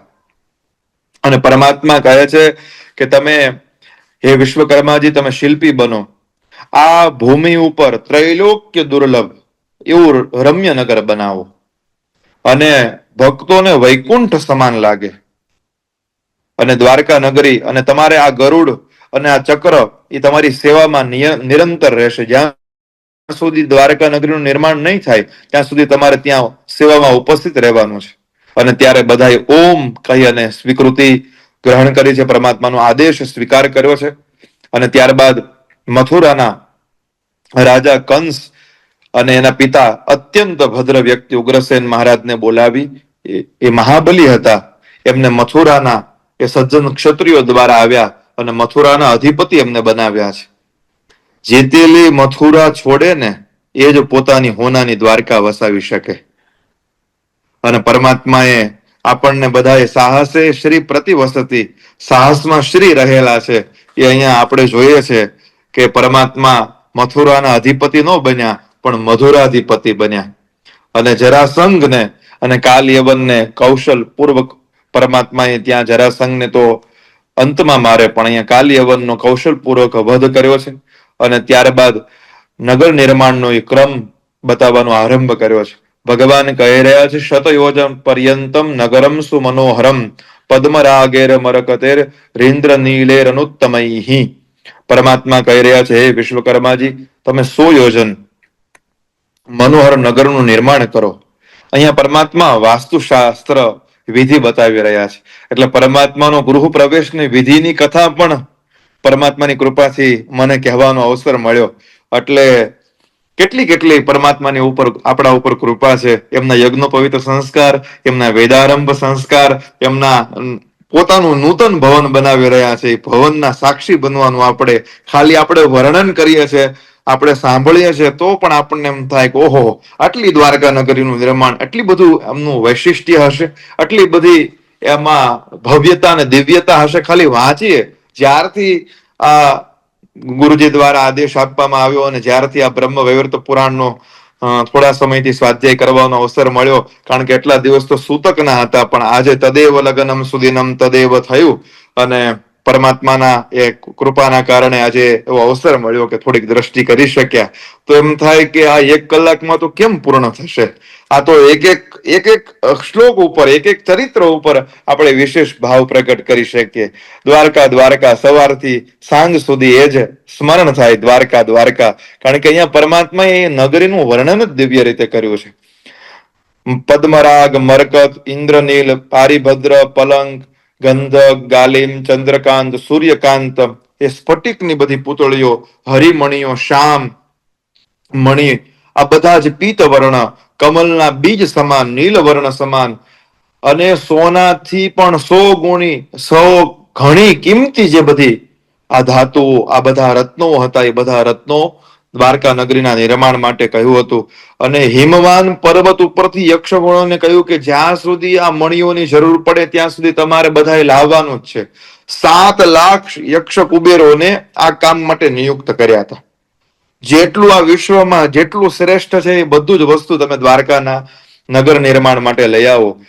અને 1 લાખ વેતાલ, 1 લાખ કુષ્માંડ એ શિવ ભગવાન દ્વારા આ કાર્ય માટે મોકલવામાં આવ્યા હતા. અને આ બધાનું ધ્યાન માં પાર્વતી રાખી રહ્યા હતા. ખાલી એટલા તો બધા સેવકો હતા કે એટલી એટલી વસ્તુ તમારે લાવવાની છે. દાનવો હતા, બ્રહ્મ રાક્ષસો હતા. અને પરમાત્મા કહે છે કે મારા 16,108 પત્નીઓ માટે પણ વિશેષ તમે દિવ્ય મહેલ બનાવજો. એમની ઊંચાઈ બધી બાજુથી જલ હોય અને એમનું સુંદર મજાનું બધી બાજુની ચારે બાજુ ઊંચી દિવાલો હોય, સિંહ દ્વાર હોય અને 12 નાના ઉપદ્વાર હોય. આ બધા એને શિલ્પો યુક્ત બધું તમે બનાવજો. અને એટલું જ નહીં, બધા જ ચંદ્રવેધી, સૂર્યવેદ જે કઈ વાસ્તુશાસ્ત્રના નિયમો છે તદરૂપ થવું જોઈએ. અને મારું એકલાનું ભવન એટલું સુંદર બને એટલું જ નહીં, અમારા પ્રત્યેક યદુવંશીઓ, અમારા દ્વારકાના પ્રત્યેક સેવકો માટે, રાજાધિરાજ ઉગ્રસેન માટે અને મારા માતા પિતા માટે પણ આ બધા જ શાસ્ત્ર દ્રષ્ટિથી તમે આ નિર્માણ કરજો. સર્વોત્તમ સર્વતો ભદ્ર. અને ત્યારે વિશ્વકર્માજી કહે છે કે તે વૃક્ષા પ્રશસ્તાષ્ટ નિષિદ્ધષ્ટાપી કેચન ભદ્ર ભદ્ર પ્રદષ્ટાપી તાન વદસ્વ જગદગુરુ. ગઈકાલે જ વિશ્વકર્માજીનો પ્રાગટ્ય દિવસ હતો અને આજે વિશ્વકર્માજી ભગવાનને પૂછી રહ્યા છે કે કયા વૃક્ષો એ નિષિદ્ધ છે, કયા પ્રશસ્ત છે, કયા વૃક્ષો વાવવા જોઈએ, કયા વૃક્ષો અમંગલકારી છે, ન વાવવા જોઈએ. હે ગુરુદેવ, તમે મને કૃપા કરીને જણાવો જગતગુરુ, કયા અસ્થિ એ ત્યાં પધરાવા જોઈએ, કોના અસ્થિ શુભ છે, કોના અસ્થિ અશુભ છે એ તમે કહેજો. કઈ દિશામાં જળ રાખવું જોઈએ, એ મંગલકારી છે, અમંગલકારી છે, કયા દિશામાં ઉદ્યાન હોવું જોઈએ, કયા દિશા વૃક્ષોની દિશા હોવી જોઈએ, કયા આજે ભવન નિર્માણમાં કયા કયા કાષ્ઠ નો પ્રયોગ કરવો જોઈએ. અને ત્યારે પરમાત્મા કહી રહ્યા છે આશ્રમે નારિકેલષ્ટ ગૃહિણામ ચ ધનપ્રદઃ શિબિરસ્ય યદીશાને પૂર્વે પુત્ર પ્રદસ્તરુઃ. ભગવાન કહે છે આશ્રમમાં નાળિયેરીના ઝાડ હોય એ ગૃહસ્થ માટે ધનપ્રદ છે. જો વૃક્ષ ઘરના ઈશાન ખૂણામાં અને પૂર્વ દિશામાં જો લગાવવામાં આવે તો સંતાનપ્રદ છે. આખું આમ વૃક્ષનું સાહિત્ય, વૃક્ષનું શાસ્ત્ર બતાવી દીધું હોય પરમાત્મા. એટલી સુંદર મજાની વાત કરી કે કયા કયા વૃક્ષો વાવવા જોઈએ. અને પરમાત્મા અહીંયા કહે છે કે ઈશાન ખૂણામાં અને પૂર્વ દિશામાં જો બધા વૃક્ષો સારા જે અહીંયા બતાવવામાં આવ્યા છે એ લગાવવામાં આવે તો સંતાનપ્રદ છે. પૂર્વ દિશામાં જો આંબાના ઝાડ લગાવવામાં આવે તો એ સંપત્તિ પ્રદા છે. એટલા માટે મને એવું લાગે છે કે આપણી આ ગીરથી લઈ અને આજુબાજુના એ ભૂમિ ઉપર આંબાના વૃક્ષો વધારે થાય એનું કારણ એવું કદાચ આપણે કહી શકીએ કે એ સમયે પરમાત્માએ આદેશ કર્યો હશે કે આ બધા ભૂમિ ઉપર આ બધી વસ્તુ અને આ બધા વૃક્ષો પ્રગટ થાય. આ પરમાત્માની જ માત્ર ને માત્ર લીલા હશે. ત્યારબાદ મનોહર તરુરાજ એ બધી દિશાઓમાં મંગળપ્રદ છે. એટલા માટે હે દેવ શિલ્પી, બિલી, ફણસ, બોર આ બધા પૂર્વ દિશામાં લગાવવામાં આવે તો સંતાનપ્રદ છે. દક્ષિણ દિશામાં લગાવવામાં આવે તો ધનપ્રદ છે અને ગૃહસ્થીના બધા વૃદ્ધિ કરે છે. જાંબુનું વૃક્ષ, અનારનું વૃક્ષ, આંબળાનું વૃક્ષ આ બધા જ એ બધી દિશાઓ નિશ્ચિત કરવામાં આવી છે અને બધા જ ધનપુત્ર પ્રદાયક છે. સુપારીનું ઝાડ જે છે એ દક્ષિણ અને પશ્ચિમ દિશામાં હર્ષદાયક છે. અને કરકટી વૃક્ષ એ શિબિરમાં એમાં જ લગાવવા જોઈએ. શિબિર અને નગરમાં વન્ય વૃક્ષ લગાવવા ન જોઈએ. વટ વૃક્ષ જે છે એ ઘરમાં ન લગાવવું જોઈએ કારણ કે ચોર ભય આપનારું છે. અને નગરમાં લગાવવામાં આવે તો એ પુણ્યદાયક છે અને એના દર્શન શ્રેષ્ઠ છે. એટલા માટે શિબિર અને નગરમાં સેમલ એટલે કે સીમળના વૃક્ષો લગાવવા નિષિદ્ધ છે. એ રાજાઓ માટે સતત દુઃખદાયક છે. શિમળનું જયારે વૃક્ષ ત્યાં લગાવવામાં આવે તો તો ગામમાં, નગરમાં બધી જગ્યાએ એને નિષિદ્ધ માનવામાં આવ્યું છે. અને તેમ છતાંય ગૃહ એટલે કે ઘરે પણ આ વૃક્ષ ન લગાવવા જોઈએ. કારણ કે શાલ વૃક્ષ જ્યારે આ સીમળનું વૃક્ષ લગાવવામાં આવે તો ધનહાનિ અને પ્રજાહાનિ થાય છે. એટલા માટે નગરમાં કપાસ, મસૂર, સરસો અને આ બધા છોડ નિષિદ્ધ માનવામાં આવ્યા છે. પણ જ્યારે ખેતરોમાં એને ઉગાવવામાં આવે તો એ પ્રશસ્ત છે. જ્યારે નગર અને શિબિરમાં ઘઉં, ચણા, ધાન્ય આ બધા જ મંગળપ્રદ છે. એટલા માટે અહીંયા એ બધે મંગળ વૃક્ષોની ત્યાં ચર્ચા કરવામાં આવી. કયા કયા પશુઓની અસ્થિ ત્યાં પધરાવી જોઈએ. આમ તો અત્યારે બધો સરકારશ્રીનો નિયમ જે છે એને આપણે ફોલો કરવું રહ્યું. એટલે એ આદેશ કદાચ શાસ્ત્ર દ્રષ્ટિથી હોય, પણ એ બધા અસ્થિ કદાચ આપણને ન મળે તો કઈ વાંધો નથી. અશ્વસ્થાનાદ, ગજસ્થાનાદ, વલ્મિકાદ, સંગમાત, હૃદાદ, તો એ બધી માટી લઈ અને 7 જગ્યાની જે પવિત્ર માટી છે એ માટી ત્યાં પધરાવી જોઈએ. અહીંયા તો ઊંચે શ્રવા વંશોત્પન્ન અશ્વનું જ્યારે અસ્થિ ત્યાં બધા વાસ્તુના સમય પધરાવવામાં આવે તો કલ્યાણપ્રદ છે. પણ જે રીતે ગાઈડલાઈન છે એને આપણે અત્યારના સમયે આપણે ફોલો કરવી રહી.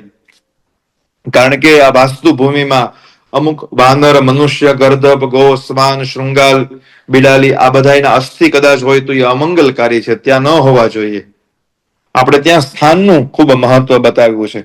એટલા માટે અહીંયા લખ્યું કે પૂર્વ, પશ્ચિમ અને ઉત્તરમાં જળનું સ્થાન રહેવું ઉત્તમ છે. બાકી કોઈ જગ્યાએ જળનું એ સ્થાન ન રાખી શકાય. પશ્ચિમ દિશામાં, પશ્ચિમે વરુણાય નમઃ, એ વરુણ ભગવાનનું સ્થાન છે. એટલે પશ્ચિમ દિશામાં, પૂર્વ દિશામાં, ઉત્તર દિશામાં જો જળનું સ્થાન રહે તો ઉત્તમ છે. અને ત્યારબાદ જે બુદ્ધિશાળી વ્યક્તિ છે એ લંબાઈ, પહોળાઈ એ સમાન ન હોવી જોઈએ. ચતુષ્કોણ આપણે જયારે બનાવતા હોય ત્યારે એનાથી ધનનો નાશ થાય છે. ઘરની લંબાઈ કેટલી હોવી જોઈએ એનું અહીંયા ગણિત બતાવવામાં આવ્યું. પરમાત્માનું કેટલું દીર્ઘદ્રષ્ટા, પરમાત્મા કેટલા દીર્ઘદ્રષ્ટા હશે. પરમાત્મા વાસ્તુશાસ્ત્રના પણ અધિપતિ હશે કે જે વિશ્વકર્માજીને પરમાત્મા કહી રહ્યા છે. તો પરમાત્મા બધું ક્યારે પ્રાપ્ત કર્યું હશે? એ બધાની લંબાઈ, એ બધાની પહોળાઈ, એ બધાનું કહે છે ગૃહમાં ચંદ્રવેદ ન હોવો જોઈએ, સૂર્યવેદ ન હોવો જોઈએ. અને ત્યારબાદ પરમાત્મા સવિશેષ કહી રહ્યા છે કે આંગણામાં તુલસી હોવા જોઈએ. કારણ કે પ્રભાતે તુલસીમ દૃષ્ટવા સ્વર્ણદાન ફલમ લભેત. અહીંયા કહ્યું છે કે કોઈ વ્યક્તિ સવારમાં તુલસીજીના દર્શન કરે તો એમને સુવર્ણ દાન કરવાનું ફળ પ્રાપ્ત થાય છે. અત્યારે આ સમયનો ભાવ તમે વિચાર કરો કે 3 લાખથી ભાવ અત્યારે આરંભ થાય છે તોય આપણે લઈ શકીએ નહીં. અમારા ગુરુજી એમ કે ગોલ્ડ ન લઈ શકો તો કઈ વાંધો નહીં, પણ સવારે અને સાંજે ચા પીવા માટે અમૂલ ગોલ્ડ લઈ લો કોઈ પણ આપણું કલ્યાણ થઈ જાય એવો અત્યારે સમય ચાલે છે. તો એ સમયે પ્રભાતે તુલસીમ દૃષ્ટવા સ્વર્ણદાન ફલમ લભેત, તુલસીજીના દર્શન કરી લેવામાં આવે તો સોનાનું દાન કરવાનું પુણ્ય પ્રાપ્ત થાય છે. દેવી ભાગવતમાં તો તુલસીજી વિશે કહેવાયું છે, વૃંદાવની વિશ્વ પૂજિતા વિશ્વ પાવની, પુષ્પસારાનંદજીત તુલસી કૃષ્ણ જીવની, એતન નામાષ્ટકં ચેવ સ્તોત્રમ નામાર્થ સંયુતમ ય પઠેત તામ ચ સંપૂજ્ય સોશ્વમેધ ફલમ લભેત. આ 8 નામ છે તુલસીજીના, અને 8 નામથી જો કોઈ વ્યક્તિ તુલસીજીની પૂજા કરે તો એને અશ્વમેધ યજ્ઞનું પુણ્ય પ્રાપ્ત થાય છે. તો અહીંયા તુલસીજીની પણ દિવ્ય ચર્ચા કરી છે. અને બધા ઉદ્યાનોની ચર્ચા કરી. કોને પાડોશી રાખવા જોઈએ એની આ ચર્ચા કરી છે કે બ્રાહ્મણ, ક્ષત્રિય, વૈશ્ય, જ્યોતિષી, વૈદ્ય એ આપણા બધા બાજુમાં રહે, એ આપણા પાડોશી બને તો આપણા માટે ઉત્તમ છે. કયા પાડોશી ન હોવા જોઈએ એની પણ અહીંયા ચર્ચા કરવામાં આવી છે. કયા વૃક્ષ ન હોવા જોઈએ.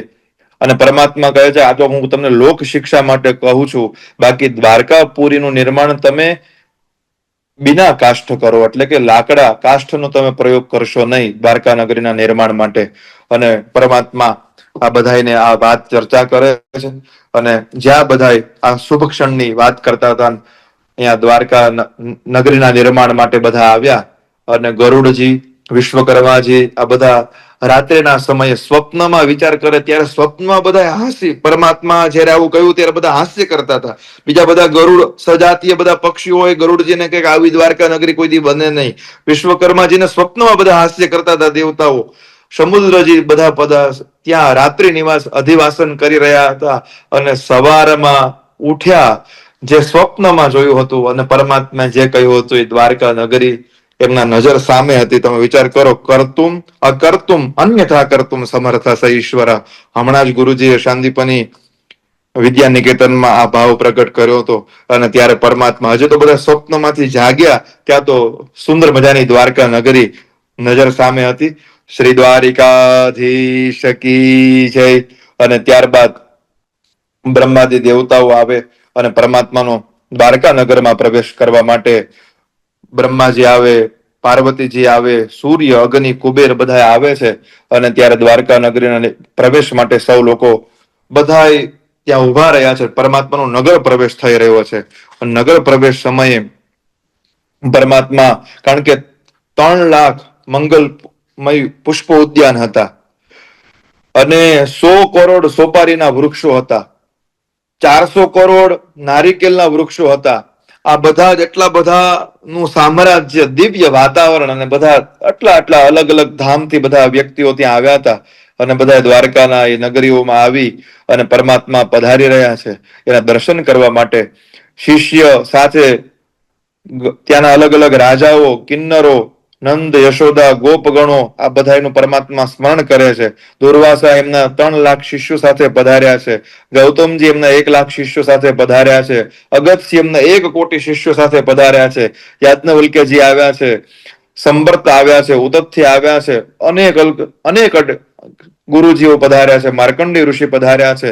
અને ત્યારે અશ્વત્થામા, દ્રોણાચાર્ય, આચાર્ય કૃપ, ભીષ્મ, કર્ણ, શકુની, દુર્યોધન અને આ બધા આવી અને પરમાત્માને પ્રાર્થના કરે છે. અને પરમાત્મા કહે છે કે હવે મહેન્દ્ર મુહૂર્તમાં આપણે પ્રવેશ કરવાનો. કદાચ કોઈ પૂછે કે પરમાત્મા જ્યારે દ્વારકા નગરીમાં પ્રવેશ કર્યો હતો ત્યારે કયું મુહૂર્ત ચાલતું હતું, ત્યારે આપણે કહી શકીએ કે મહેન્દ્ર મુહૂર્તમાં પરમાત્માએ દ્વારકા નગરીમાં પ્રવેશ કર્યો હતો. પરમાત્માના વિવાહ પણ મહેન્દ્ર મુહૂર્તમાં થયા હતા અને પરમાત્માએ દ્વારકા નગરીનો નગર પ્રવેશ પણ મહેન્દ્ર મુહૂર્તમાં કર્યો હતો. મહેન્દ્રો નામ મુહૂર્તો યહ સર્વ કાર્યેષુ સિદ્ધિદઃ તસ્મિન દિને શુભકર્મ ન વિઘ્નમ તસ્ય જાયતે. એટલે એ સમયે જો આ મુહૂર્તમાં આ બધું કાર્ય કરવામાં આવે, રાજ પ્રવેશ, પ્રતિષ્ઠા, લગ્ન ઇત્યાદિ કરવામાં આવે, કારણ કે આપણે ત્યાં વિજય મુહૂર્તની જેવી રીતે સરસ મજાની જ્યોતિષ શાસ્ત્રમાં પ્રસ્તુતિ બતાવી છે એવી રીતે અહીંયા મહેન્દ્ર મુહૂર્તનું પણ સરસ મજાનું અહીંયા પરમાત્મા દ્વારા સૂચન થયું છે. અને ત્યારે યદુવંશી જે બધા રાજાઓ હતા એમને પરમાત્મા કહે છે કે તમે મથુરા જાઓ અને માતા પિતા સાથે પરમાત્મા દ્વારકા નગરીમાં પ્રવેશ કરે છે. અને ઉગ્રસેન મહારાજને કહે છે કે તમે પણ પધારો. અને ત્યારે વાસુદેવમ યાસ્યામી પિતૃ ભૂમિમ તામ પૈતૃકીમ પુનઃ. હું ત્યાં નહીં આવું કારણ કે મારી પૈતૃક ભૂમિ એટલે કે મથુરા મને અત્યારે બોલાવી રહી છે. અને આ જગતમાં પાવકે ભૂમિ દેશ પિતૃણામ નિર્વપેતુ યહ તદ ભૂમિમ સ્વામી પિતૃભિ શ્રાદ્ધ કર્મણિ હન્યતે. એટલે અહીંયા આપણું જે વતન જે છે, આપણી જે પૈતૃક ભૂમિ છે એની કેટલી મહત્વ છે એ બતાવવામાં આવે છે. અને કહેવામાં આવે છે કે આ માતા પિતા પુત્ર પૌત્ર કલત્રેભ્ય પ્રાણેભ્ય પ્રેયસી સદા દુર્લભા પૈતૃકી ભૂમિ પિતુર માતુર ગરીયસી. એટલે આપણી જે માતૃભૂમિ છે એ બધાથી શ્રેષ્ઠ છે. અને ત્યાં કોઈ દાન કરવામાં આવે, પિતૃ પૂજન કરવામાં આવે તો એમને અનેક ગણું પુણ્ય પ્રાપ્ત થાય છે. અને પૈતૃક ભૂમિ છે માતા પિતાથી પણ વધીને છે.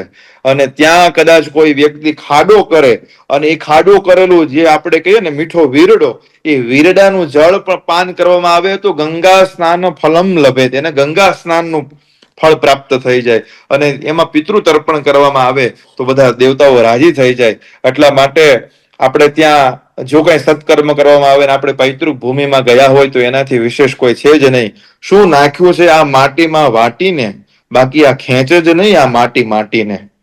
આ જે માટી જે છે એ માટી આપણને બોલાવી રહી છે. અને એ માટીની તો એટલી બધી વાત કરી, માતા ભૂમિ પુત્રોહમ પૃથિવ્યા અથર્વવેદ જેમ કહે છે એમ અહીંયા એ બતાવે છે. અને ત્યારે વસુદેવજી કહે છે કે ઉગ્રસેન મહારાજ આપની વાત સાચી છે, પણ દ્વારકા નગરીથી આ જગતમાં કઈ વિશેષ છે જ નહીં, એનાથી કઈ મોટું છે જ નહીં. એટલા માટે તમે અહીંયા આવો, દ્વારકા નગરી તમે જોવો, કારણ કે ઇન્દ્રની અમરાવતી નગરી પણ અહીંયા તુચ્છ લાગે. મહેન્દ્ર ક્ષણ છે, અને મહેન્દ્ર ક્ષણમાં તમે અહીંયા દ્વારકા નગરીમાં પ્રવેશ કરો. અને ત્યારે દ્વારકા નગરીમાં આવ્યા છે અને બધાને પ્રસન્ન કરે છે. ઉગ્રસેન મહારાજ છત્ર ધારણ કરે છે અને ત્યાં 7 નદીઓના જળથી એમનો અભિષેક કરવામાં આવે છે અને દ્વારકાના રાજા એમને ત્યાં બનાવવામાં આવે છે. ત્યારબાદ નારાયણ ઋષિ કહે છે, કારણ કે સમયની અવધિ છે, સમય થવા આવ્યો છે, મને એમ તો કહ્યું છે, પણ જીવ્ય પ્રમાણમ જાનીહી ભોજને ભાષણે પીછ અતિ ભોક્તિ સદ્ય પ્રાણાપહારીણી. તો હું એ જ ન્યાયે જે તો 5 અધ્યાય થયા છે અને 5 અધ્યાયમાં કદાચ એટલું કાલી ભાષામાં કંઈક શુદ્ધિ અશુદ્ધિ, પણ તેમ છતાંય વિશેષ ભાવ પ્રગટ કરવાનું અમને ગુરુજી દ્વારા સૌભાગ્ય પ્રાપ્ત થયું છે. અને અહીંયા નારદજીને કહે છે, ત્યારબાદ નારાયણના અંશમાંથી કૃષ્ણ અને લક્ષ્મીજીના અંશમાંથી રૂકમિણીજી, અને રૂકમિણીજીને જોઈ રૂકમિણીજીનું અહીંયા વર્ણન કરવામાં આવ્યું છે. અને ત્યારે ભીષ્મક રાજાને ચિંતા થઈ અને ત્યારે શતાનંદજી કહે છે કે તમે ચિંતા ન કરો, વસુદેવ દેવકીથી જે પ્રગટ થયેલા કૃષ્ણ છે એને તમારી દીકરી અર્પણ કરો, તમારા 100 પેઢીના પિતરો મુક્ત થશે. અને ત્યારે કહે છે કે એ બધું જ તમે જે માંગવા માંગો છો, કે ભાઈ નારાયણ વેદાંગ પંડિત હોય, સમદમ યુક્ત હોય, દીર્ઘજીવી હોય, કારણ કે એવો આત્મ સમમ વિત્તમ જન્મેશ્વર્યા કૃતિર્ભવ તયોર વિવાહો મિત્રી ચ નોત્તમાધમયો ક્વચિત, બધું સમાન હોય એની સાથે જ વિવાહ કરવા જોઈએ. તો એ શતાનંદજી દ્વારા કહેવામાં આવે છે. અને ત્યારે ભીષ્મક રાજા પણ અનુમતિ આપે છે અને કહે છે કે યમ ન જાનંતિ ચત્વારો વેદાહ સંતશ્ચ દેવતા, જેને વેદ પણ જાણી શકતા નથી, જેને સરસ્વતી જ્યારે એમને વાણીથી આરાધના કરવા જતા હોય ત્યારે એ જડ બની જાય. કિમ આસનમ તે ગરુડાસનાય, કિમ ભૂષણમ કૌસ્તવ ભૂષણાય, લક્ષ્મી કલત્રાય કિમસ્તિ દેયમ વાગીશતે કિમ વચનીયમસ્તિ. એ વાત અહીંયા આપણે જોઈ રહ્યા છીએ. શતાનંદજી દ્વારા આ વચનો સાંભળ્યા અને ત્યારે ભીષ્મકજી ઉઠ્યા અને કોઈ પણ પરિશ્રમ કર્યા વગર એક બ્રાહ્મણને મોકલે અને કહે છે કે તમે જાઓ અને આ વાત, આ સંદેશો પરમાત્મા સુધી પહોંચાડો. પણ રૂકમીથી આ સહન ન થયું અને રૂકમી ત્યાં બ્રાહ્મણોનું અપમાન કરે છે, કૃષ્ણ પરમાત્માનું અપમાન કરે છે અને કહે છે એ તો ભિક્ષુક છે, તમારે જો કઈ આ મારી બહેનને આપવા હોય તો આ શિશુપાલ જેવા વ્યક્તિઓ અહીંયા હાજર છે, એટલા માટે તમે ત્યાં મહારાષ્ટ્રમાંથી, વિરાટમાંથી, મુદગલમાંથી ભલ્લકમ ગલ્લકમ ખરબમ દુર્ગમ પ્રસ્થાપયત દ્વિજમ, ત્યાં બધાને મોકલો. 1000 ઘીની, 1000 મધની, 1000 દહીંની, 1000 દૂધની આવી રીતે નહેરો બનાવો, એનું મિષ્ઠાન બનાવો, બધાને આમંત્રિત કરો અને આવો ઉત્સવ કરો. અને ત્યારે આપણે આ દીકરીના પાણી ગ્રહણ, અમારા બેનના પાણી ગ્રહણ સંસ્કાર સંપન્ન કરીશું. આ બાજુ એક બ્રાહ્મણ, સુદેવ નામના બ્રાહ્મણ દ્વારકામાં આવે. પરમાત્મા આપણે જયારે રૂકમિણીજીનો એ પત્ર ભાગવતજીમાં તો વિશેષ, જ્યાં શ્રુત્વા ગુણાન ભુવન સુંદર શૃણવતામ તે, એ 7 શ્લોકનો એ પત્ર આપણે જોઈએ છે. એ પત્ર અહીંયા પરમાત્માને અર્પણ કરે. પરમાત્મા પણ એ સમયે રાત્રિએ સૂતા નથી, કારણ કે હવે એ રૂકમિણીજીનો એ પત્ર, કારણ કે 100 જન્મ સુધી તમારી પ્રતીક્ષા કરીશ એમ આ શરીર ઝૂકવી નાખીશ, રૂકમિણીજીએ કહ્યું હતું. અને પરમાત્મા એમને ભૂયાત પતિર મેં ભગવાન કૃષ્ણ સદનુમોદતામ, મારા પતિ કૃષ્ણ બને એ માટે હું પ્રાર્થના કરું છું. એમનું વામ અંગ ફરકવા લાગ્યું, એ આપણે ભાગવતજીની કથાથી જાણીએ છીએ. અને અહીંયા પરમાત્મા રથારૂઢ બન્યા છે. શેબ્ય, સુગ્રીવ, મેઘ પુષ્પ, બલાહક, આ 4 પુષ્પ, આ 4 અશ્વને સાથે લઈ અને પરમાત્મા, જેમ અત્યારે 4 બંગડી વાળી ગાડી લઈને કોઈક નીકળતું હોય વરાજો, તો અમારો કાળિયો ઠાકર એ સમયે 4 અશ્વને લઈ અને આટલા બધા ભવદેવ, શિવ, શેષનાગ, સૂર્ય, ગણપતિ, સ્કંદ, ઇન્દ્ર, ચંદ્ર, વરુણ, વાયુ, કુબેર, અગ્નિ, ઈશાન, 3 કોટી દેવતાઓ, 6 કોટી મુનિગણ અને આ બધા જ શ્વેત છત્રધારી, કેમ અત્યારે સાફા બાંધી અને જેમ બધા નીકળે ને એ સમયે બધા શ્વેત છત્ર ધારણ કર્યા છે અને ત્યાં નીકળ્યા છે. અને આહા પરમાત્માનું એ સુંદર સ્વરૂપ, ત્યાં 3 કરોડ તો ત્યાં બ્રાહ્મણો પરમાત્માના વિવાહમાં ગયા હતા અને 1 લાખ ગંધર્વો ત્યાં ગયા હતા. કદાચ ભારતમાં ઉદ્યોગપતિના દીકરાના લગ્ન હતા અને ચર્ચા ચારે બાજુ આપણે જોઈ હતી. તો અહીંયા તો ખાલી પરમાત્મા 1 લાખ નર્તક, 1 લાખ ગંધર્વ આ બધા યાત્રાઓમાં ખાલી સામેલ હતા. અને ત્યારે નારદજીને કહે છે કે તમે પણ ત્યાં હતા, તમારી 50 ભાર્યાઓ સાથે, તમે ઉપવર્ણ નામના ગંધર્વ હતા. અને ત્યારે 3 લાખ તો કિન્નર હતા. અને 3 લાખ ગાંધર્વ હતા એ બધા પરમાત્માના વિવાહમાં જાય છે. અને એ સમયે કકુદમી નામના રાજા એમની પોતાની કન્યાને લઈ એટલે કે રેવતીજીને લઈને જઈ રહ્યા છે. અને ત્યારે બલદેવજી અને રેવતીજીના પાણી ગ્રહણની પણ અહીંયા ચર્ચા કરવામાં આવે છે, એમને અર્પણ કરવામાં આવે છે. એટલે પ્રથમ રેવતી બલરામજીના વિવાહ વર્ણન ભાગવતજીમાં તો અલગ ક્રમ બતાવ્યો છે, પણ અહીંયા એક સુંદર મજાનો ભાવ ત્યાં પ્રસ્તુત કર્યો. અને ત્યાં જ કકુદમી રાજેન્દ્ર બલરામજીને કન્યા અર્પણ કરે છે. એમને સાથે જ લઈ અને બધા જ કુંડિનપુરમાં પ્રવેશ કરે છે.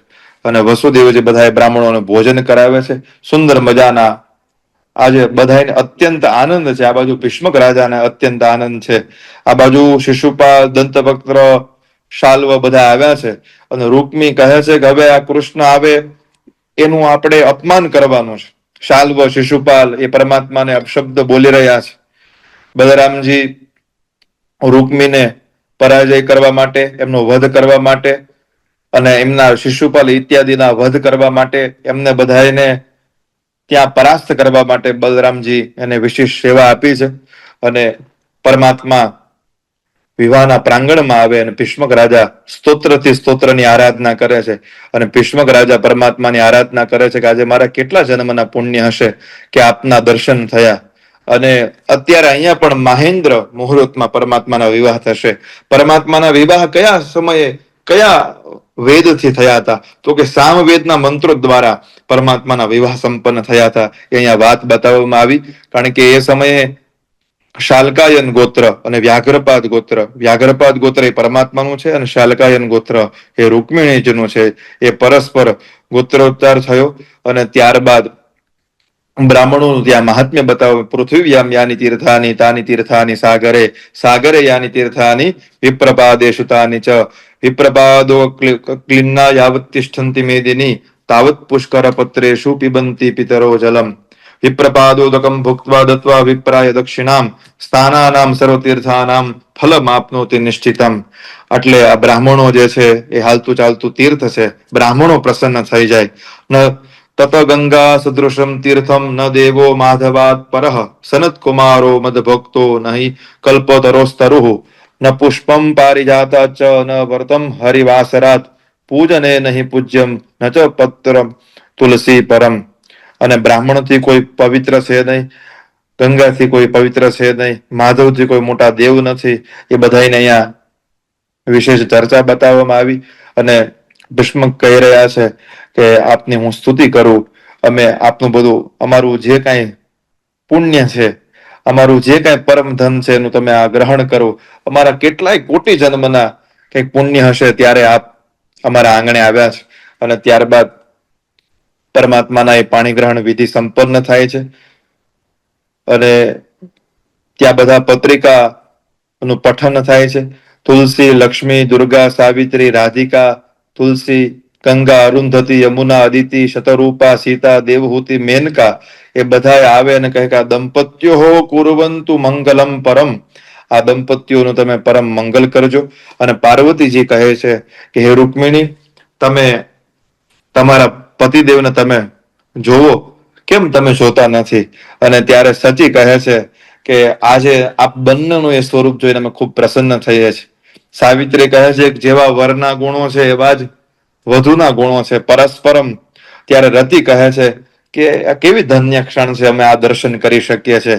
ગાયત્રી કહે છે કે આજે ભીષ્મક રાજાના ઘરે જે આ પધાર્યા છે સાક્ષાત મન્મથ, આ કોઈ કરોડો કામદેવ સમાન આવી રહ્યા છે. અને ત્યારે સરસ્વતી કહે છે કે જેવી રીતે કૃષ્ણ પરમાત્માને રાધા સાથે પ્રીતિ છે ને એટલી પ્રીતિ રૂકમિણીજી સાથે નથી.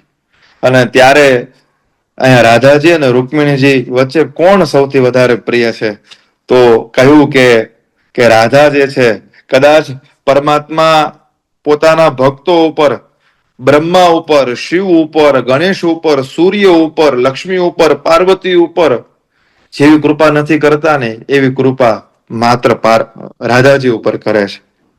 તત્ર વૃંદાવનમ ધન્યમ રાધા પાદાબ્જ ચિહ્નિતમ સર્વાસામપી દેવી નામ રાધા પુણ્યવતી સતી. એમાં રાધા જે છે એ રાધાના ચરણોની અંગુલીઓને ધૂલ જ્યારે કૃષ્ણ પોતાના હૃદય ઉપર લગાડે અને ત્યારે બધા દેવતાઓ બધા પ્રસન્ન થઈ જાય છે.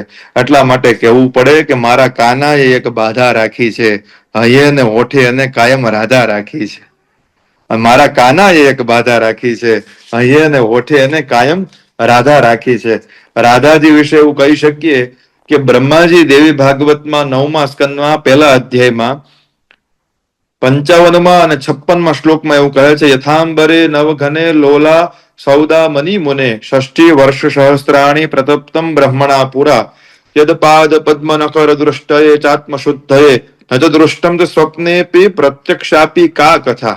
બ્રહ્માજીએ રાધાજીના ચરણારવિંદના દર્શન કરવા માટે 60,000 વર્ષ સુધી તપ કર્યું. બ્રહ્માજીને સ્વપ્નમાં પણ રાધાજીના નખના અગ્રભાગના પણ દર્શન નથી થયા બ્રહ્માજીને રાધાજીના. તો પ્રત્યક્ષની તો શું ચર્ચા કરીએ. તો રાધાજી, તમે વિચાર તો કરો કે રાધાજીની કેવી કરુણા હશે. એટલા માટે આપણે એમને શ્રી કહીએ છીએ. આ જ બ્રહ્મ વૈવર્તમાં કહ્યું છે કે આદો રાધામ સમુચ્ચાર્ય પશ્ચાત કૃષ્ણમ વદેત બુધા. પહેલા રાધાજીના સ્મરણ કરવાના, પછી કૃષ્ણને પ્રણામ કરવાના. કારણ કે શ્રી કહીએ છે, શયતે હરિમ યા સા શ્રીહી. શ્રી સેવા માટે વપરાય. શ્રીયતે સર્વ ગુણેર યા સા શ્રીહી. શ્રીયતે સર્વ જગતપિઃ સ્થાવરૈઃ જંગમૈશ્ચ યા સા શ્રીહી. શ્રીયતે શ્રી કૃષ્ણેનાપી યા સા શ્રીહી. શૃણોતિ ભક્તાનાં દુઃખગાથાઃ શ્રુત્વા ચ ભગવન્तं શ્રાવયતિ યા સા શ્રીહી. શ્રીણાતિ ભક્તાન દોષાન હિનસ્તિ ઇતિ શ્રીહી. શ્રીણાતિ પરિપક્વાન કરોતિ શુભ ગુણાન ઇતિ શ્રીહી. આ શ્રીની અલગ અલગ ત્યાં આપણે ત્યાં વ્યાખ્યા બતાવી. અને હું તો કહું છું કે ગુજરાતે મારી આ વાતને ખૂબ વધાવી છે કે આઈફોનમાં રહેલી સિરી જો તમારી વાત સાંભળતી હોય તો અખિલ બ્રહ્માંડ ભાંડુદરી શ્રી તમારી વાત કેમ ન સાંભળે. એક વખત આપણે પુકાર કરીએ તો અવશ્ય એ વાત સાંભળે. અને ત્યારબાદ આવો સરસ મજાનો વિનોદ થયો અને પુત્ર વધુ અને પુત્ર એટલે કે વસુદેવજી કૃષ્ણ પરમાત્માને રૂકમિણીજીને રથ આરૂઢ કરે છે. અને ત્યારે ભીષ્મક અને એમના પત્ની કરુણ હૃદયથી કન્યા વિદાય કરે છે. શેયમ યાતિ શકુંતલા પતિગૃહમ સર્વે અનુજ્ઞાયતામ. શકુંતલાના વિદાય સમય જ્યારે કણવ રડી રહ્યા હોય, પાર્વતીના વિદાય સમયે જ્યારે હિમાલય રડી રહ્યા હોય, અને જ્યારે દેવહૂતિની વિદાય સમયે મનુ મહારાજ રડી રહ્યા હોય, આજે ભીષ્મકજી પણ આજે રૂકમિણીજી જ્યારે વિદાય થયા છે, યાસ્યત્યત્ય શકુંતલેતિ હૃદયમ સંસ્પૃષ્ટમુત્કંઠયા. અને આખું જ્યારે વાતાવરણ એવું બને છે, ભારે અહીંયા વિદાય આપવામાં આવે છે અને દ્વારકા નગરીમાં આગમન થાય છે. અને બધા જ સમાગત લોકો ખૂબ પ્રસન્નતાપૂર્વક ભગવાન દ્વારકાધીશ અને રૂકમિણીજીનું દ્વારકા નગરીમાં સ્વાગત કરે છે, મંગલાચરણ કરે છે. અને ત્યારબાદ બધા લોકો ત્યાં ભોજન ઇત્યાદિ જે કાંઈ સત્કારનો વિધિ હતો એ સંપન્ન કરી અને બધા પોતપોતાના ઘરે જાય છે. નંદ યશોદાજી બલરામ અને કૃષ્ણ પાસે આવે અને કહે છે કે નંદ બાબા કહે છે કે તમે અમને નિર્મળ જ્ઞાન પ્રદાન કરો. આ 10મો અધ્યાય છે એ એટલો બધો વિશિષ્ટ છે કે આના માટે કદાચ કલાકોના કલાક આપણે ઓછા પડે એવું અહીંયા પરમાત્મા માતા પિતાને જ્ઞાન પ્રદાન કરે છે. અને કહે છે કે તમારાથી જ હું પાલન અને પોષિત થયો છું, મારે તમને શું જ્ઞાન આપવું. અને ત્યારે પરમાત્મા કહે છે કે યોગાત્મક, વિષયાત્મક, સિદ્ધાત્મક અને દાસ્યાત્મક આ 4 જે જ્ઞાન છે, જે વેદ સંમત છે, અને 5મું જ્ઞાન છે ભક્ત્યાત્મક, એ સર્વોત્તમ છે. એટલા માટે તમે પ્રત્યેકનું લક્ષણ શ્રવણ કરો. દૈહિક ધર્મનો નાશ, ચિત્ત શુદ્ધિ, ઈડા આદિ નાડીઓની શુદ્ધિ, ષટચક્ર, અહીંયા મૂલાધાર, સ્વાધિષ્ઠાન, મણિપુર, અનાહત, વિશુદ્ધ અને આજ્ઞા, આ ષટચક્રની વાત કરી. આપણે ત્યાં મૂલાધાર ચક્ર તો એના દેવતા ગણેશ છે. તો મૂલાધાર સ્થિતોસી નિત્યમ, તો એ ગણેશ ત્યાં નિવાસ કરે. ત્યારબાદ સ્વાધિષ્ઠાન એના દેવતા બ્રહ્માજી છે. ત્યારબાદ મણિપુર આવે, એના દેવતા વિષ્ણુ છે. અને ત્યારબાદ અનાહત એના દેવતા શિવ છે. વિશુદ્ધ એના દેવતા જીવ, આજ્ઞા ગુરુ, અને સહસ્ત્રાધાર એના પરમાત્મા. અને જ્યારે એનો અવરોહ કરવામાં આવે તો પરમાત્મા, ગુરુ, જીવ, શિવ, વિષ્ણુ, બ્રહ્મા અને ગણેશ, આ એ ચક્રની ચર્ચા કરવામાં આવે છે.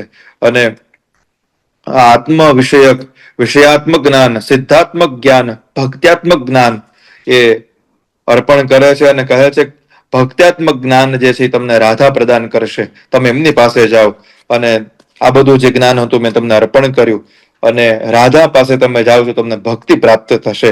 અને ત્યારબાદ નંદરાયજી અને યશોદાજી દ્વારકામાં પરમાત્માને પ્રણામ કરી કદલી વનમાં આવ્યા.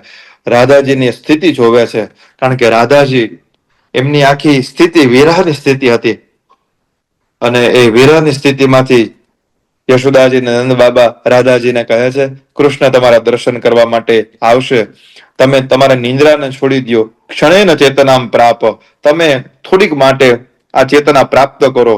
અને રાધિકા કહે છે કે તમે કોણ છો, તમે તમારું અહીંયા આવવાનું કારણ શું છે, મને કાંઈ ખબર નથી. અને ત્યારે આ રાધિકાજીના વચનો સાંભળીને યશોદાજીને વિસ્મય થાય છે કે તમે કેમ આમ કરો છો. ચેતને કુરુ રાધેત્વમ આત્મમ રક્ષ યત્નતઃ દ્રક્ષસી પ્રાણનાથમ ચ સંપ્રાપ્તે મંગલે દિને. પરમાત્મા તારા દર્શન કરવા માટે એક દિવસ રાધાજી આવશે, તમે શા માટે ચિંતા કરો છો. અને ત્યારબાદ રાધાજી સાથે વસુદેવ નંદ બાબા અને યશોદાજીનો એ સંવાદ થાય છે અને કહે છે કે પરમાત્મા અહીંયા આવશે. યશોદાજી રાધાજીના એ વાક્યો સાંભળી ખૂબ પ્રસન્ન થાય છે. બંને એકબીજાના સ્મરણ કરતા, કૃષ્ણનું નામ સ્મરણ કરતા કરતા, રાધાજીનું નામ સ્મરણ કરતા કરતા એમના બધાના અમંગલ તત્વો દૂર થયા છે, બધાને ચેતના પ્રાપ્ત થઈ છે. પરમાત્મા કૃષ્ણથી આરંભ કરી અને રાધાથી આપણે વિરામ લઈએ છે. બંસી સૂર સબ ત્યાગે હે, એકી ही धुन में बाजे है, हाल न पूछो मोहन का, सब कुछ राधे राधे है, सब कुछ राधे राधे है. સૌને પ્રણામ. જય શ્રી કૃષ્ણ. બ્રહ્મ વૈવૃત પુરાણ અંતર્ગત કૃષ્ણ જન્મખંડ એમાં પણ કાલી ભાષામાં ઘણી બધી ક્ષતિઓ દ્વારા પૂર્ણ પુરુષોત્તમનું અવગાહન અને સ્તોત્ર દ્વારા આરાધના કરવાનો ગુરુજી અમને અવસર આપ્યો એ બદલ આપ સૌને ધન્યવાદ, આપ સૌને પ્રણામ. જય શ્રી કૃષ્ણ. જય રણછોડરાય. રાધે રાધે.